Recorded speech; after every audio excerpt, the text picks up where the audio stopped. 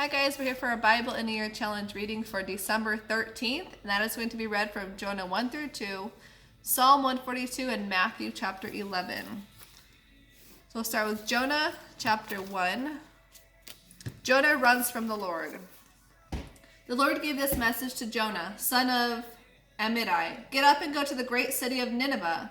Announce my judgment against it, because I have seen how wicked its people are. But Jonah got up and went into the opposite direction in order to get away from the Lord. He went down to the seacoast, to the port of Joppa, where he found a ship leaving for Tarshish. He bought a ticket and went on board, hoping that by going away to the west he could escape from the Lord. But as the ship was sailing along, suddenly the Lord flung a powerful wind over the sea, causing a violent storm that threatened to send them to the bottom. Fearing for their lives, the desperate sailors shouted to their gods for help and threw the cargo overboard to lighten the ship.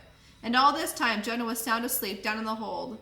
So the captain went down after him. "How can you sleep at a time like this?" he shouted. "Get up and pray to your God. Maybe he will have mercy on us and spare our lives." Then the crew cast lots to see which of them had offended the gods and caused the terrible storm. When they did this, Jonah lost the toss. "What have you done to bring this awful storm down on us?" they demanded. "Who are you? What is your line of work? What country are you from? What is your nationality?" And Jonah answered, "I am a Hebrew, and I worship the Lord, the God of heaven, who made the sea and the land." Then he told them that he was running away from the Lord. The sailors were terrified when they heard this. "Oh, why did you do it?" they groaned. And since the storm was getting worse all the time, they asked him, "What should we do to you to stop the storm?" "Throw me into the sea," Jonah said, "and it will become calm again, for I know that this terrible storm is all my fault."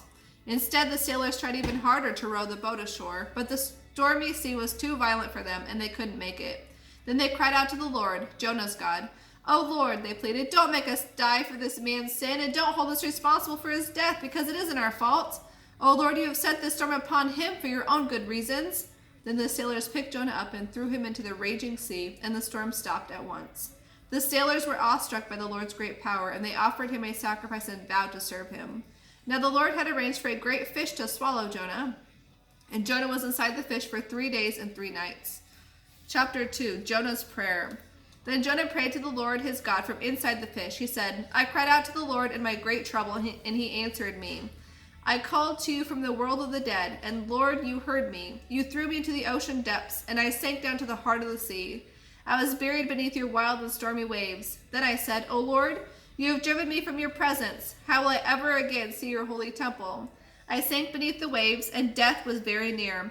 The waters closed in around me, and seaweed wrapped itself around my head. I sank down to the very roots of the mountains. I was locked out of life and imprisoned in the land of the dead. But you, O Lord my God, have snatched me from the yawning jaws of death.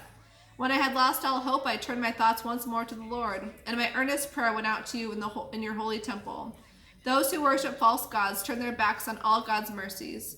But I will offer sacrifices to you with songs of praise, and I will fulfill all my vows, for my salvation comes from the Lord alone." Then the Lord ordered the fish to spit up Jonah on the beach, and it did.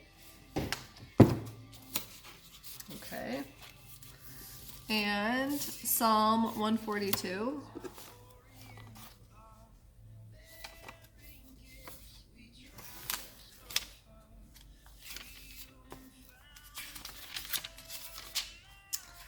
My 3-year-old moved my bookmark. Okay. Psalm 142. A psalm of David regarding his experience in the cave, a prayer. I cry out to the Lord. I plead for the Lord's mercy. I pour out my complaints before him and tell him all my troubles.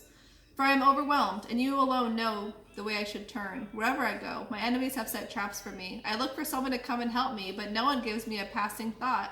No one will help me. No one cares a bit what happens to me. Then I pray to you, O Lord. I say, you are my place of refuge. You are all I really want in life. Hear my cry, for I am very low. Rescue me from my persecutors, for they are too strong for me. Bring me out of prison so I can thank you. The godly will crowd around me, for you treat me kindly. And then Matthew chapter 11. Jesus and John the Baptist.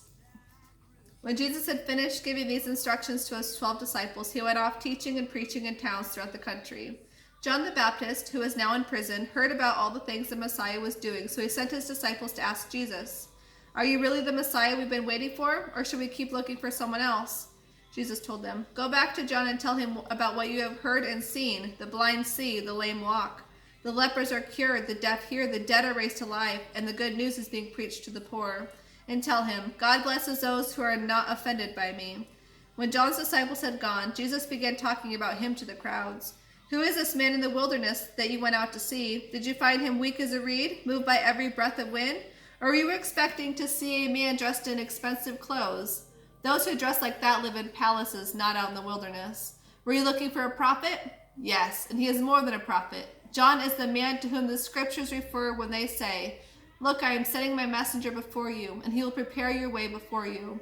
I assure you, of all who have ever lived, none is greater than John the Baptist. Yet even the most insignificant person in the kingdom of heaven is greater than he is. And from the time John the Baptist began preaching and baptizing until now, the kingdom of heaven has been forcefully advancing, and violent people attack it. For before John came, all the teachings of the scriptures looked forward to this present time. And if you are willing to accept what I say, he is Elijah, the one the prophet said would come. Anyone who is willing to hear should listen and understand. How shall I describe this generation? These people are like a group of children playing a game in the public square. They complain to their friends, We played wedding songs and you weren't happy. So we played funeral songs but you weren't sad. For John the Baptist didn't drink wine, and he often fasted, and you say he's demon-possessed. And I, the Son of Man, feast and drink, and you say he's a glutton and a drunkard, and a friend of the worst sort of sinners. But wisdom is shown to be right by what results from it. Judgment for the unbelievers. Then Jesus began to denounce the cities where he had done most of his miracles, because they hadn't turned from their sins and turned to God. Hi.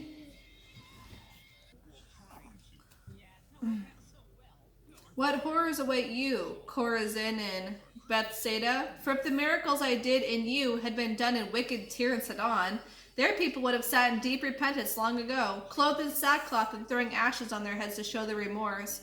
I assure you, Tyre and Sidon will be better off on the judgment day than you. And you people of Capernaum, will you be exalted to heaven? No, you will be brought down to the place of the dead. For if the miracles I did for you had been done in Sodom, it would still be here today. I assure you, Sodom will be better off in the judgment day than you. Jesus' prayer of thanksgiving. Then Jesus prayed this prayer, O Father, Lord of heaven and earth, thank you for hiding the truth from those who think themselves so wise and clever, and for revealing it to the childlike. Yes, Father, it pleased you to do it this way.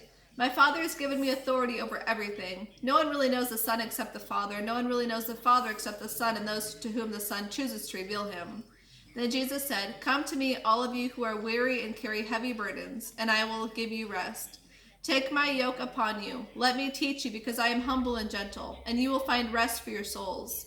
For my yoke fits perfectly, and the burden I give you is light. That is all for today's reading. We'll see you next time.